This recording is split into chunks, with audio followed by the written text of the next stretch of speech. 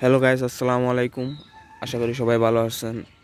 তো আজকে এই প্রথমবার দেখলাম বন্যা।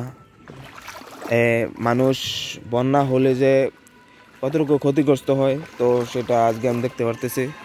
এই যে দেখেন অবস্থা, বাসায় যেতে পারতেছি না। আর এমনকি এটা আসলে মেঘের পানি আর কি, আপনার দুইটা পুষ্কুনি মানে পুকুর ভরা হয়েছে, ভরে গেছে একদম একবারে প্রচুর পানি হয়ে গেছে। তো যারা নাকি বাড়ি ঘরের মানুষ, ওরা তো মনে করেন যে হাঁটতে পারতেছে না।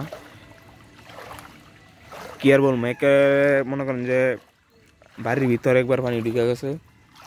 এই যে দেখেন পানির অবস্থা, প্রচুর পানি। আর মাছ সব মানে চলে গেছে এদিক সেদিক। এই যে দেখেন মানুষ কিভাবে হাঁটতে পারতেছে না। দেখেন এখানে পুরো বাড়ির ভিতরে পানি, দেখেন অবস্থা।